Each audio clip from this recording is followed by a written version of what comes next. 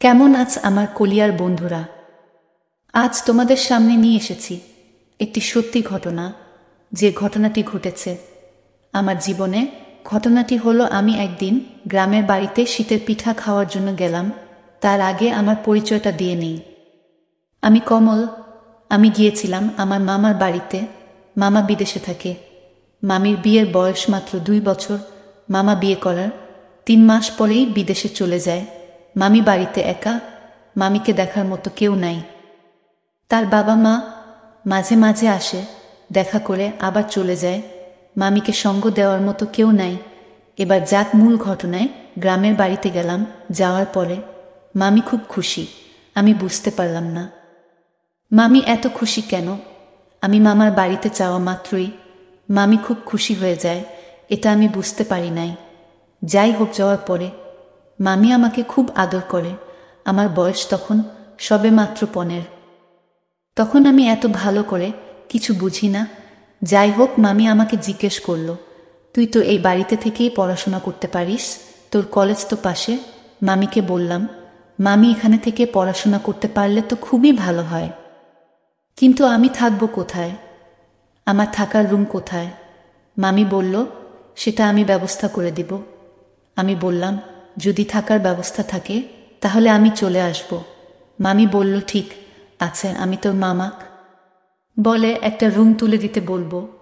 মামিকে বললাম, না মামি, মামা আবার কি নাকি মনে করে। মামি বললেন, আরে রাখ, আমি তোর মামাকে আমি যা বলবো তোর মামা তাই করবে। আমি বললাম, ঠিক আছে মামি, তুমি যেটা ভালো মনে করো। মামি আমার সামনে মামাকে ফোন করলেন। মামা ফোন ধরলেন। হ্যাঁ বল। মামি বললেন, আচ্ছা শোনো, তোমার ভাগিনা ওদের বাড়ি থেকে আসা যাওয়া করে, পড়াশোনা করতে অনেক কষ্ট হয়। বৃষ্টি বাদলের দিন এত কষ্ট কি সহ্য হয় না? মামা বললেন, কি বলতে চাও? মামি বললেন, বলতে চাই তোমার ভাগিনাকে আমার রুমের পাশে একটা রুম করে দাও, ফাঁকা জায়গায় কোনোরকম একটা রুম তুলে দাও, এখানে থেকে পড়াশোনা করুক। তোমারই তো বোনের ছেলে। মামা বললেন, ও কি থাকবে? ও থাকলে আমার কোনো অসুবিধা নেই। থাকলে তো তোমার জন্য আরো ভালো, কারণ তোমার কথা বলার কেউ নেই। তাছাড়া বাজার সদাই ও কিছু করা লাগলে ওকে বললে ও নিয়ে আসলো। মামি বলল, সেটা হচ্ছে পরের কথা, আগে তো তোমার ভাগিনা থেকে পড়াশোনা করুক। জানো না আমার খুব কষ্ট হয়, ও কলেজ থেকে যাওয়ার সময় আমার সাথে দেখা করে যায়, ওর আসা যাওয়া করতে খুব কষ্ট হয়। আবার দেখলাম ওর সাইকেলটাও নষ্ট হয়ে গেছে, এখন পায়ে হেঁটে কলেজ করে। মামা বললেন, ঠিক আছে, তাহলে আমি মিস্ত্রিকে ফোন করে দিচ্ছি। আমাদের আগের ঘর তুলে দিয়েছিল, ওকে কল করে দিচ্ছি। ও আসলে মাপ জগ করে ও আমাকে হিসাব দিবে। মামি বলল, কখন ফোন করবে? মামা বলল, আমি এখন ফ্রি আছি, এখনই ফোন করে দিচ্ছি। ও এসে আমাকে বলবে কত টাকা লাগবে। মামি বলল, ঠিক আছে। কিছুক্ষণ পরে লোক আসলো।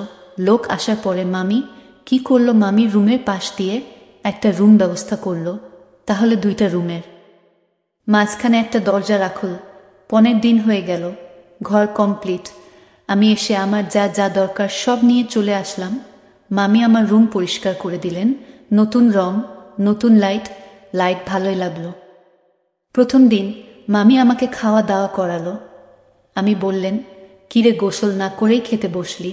হ্যাঁ মামি, অনেক ক্ষুধা লেগেছে। ঠিক আছে, আমি তোকে গোসল করে দিব, তুই এখন শুয়ে পড়। আমি শুয়ে পড়লাম। মামি এসে আমাকে দরজা লাগিয়ে দিলেন। হঠাৎ মামি রাতে এসে আমাকে ঘুম ভাঙালেন। বল, কিছু লাগলে আমাকে বলিস। আমি বললাম, ঠিক আছে মামি, কিছু লাগলে। সকালে উঠে নাস্তা করলাম, খেলাম। মা ফোন দিলেন মামির মোবাইলে, কেমন আছো? আমার ছেলেটাকে তোমার ছেলে মনে করে রেখো। মামি বললেন, ঠিক আছে। মামি আমাকে ফোন রেখে বললেন, তোর মা বলেছে তোকে যেন নিজের সন্তান মনে করে।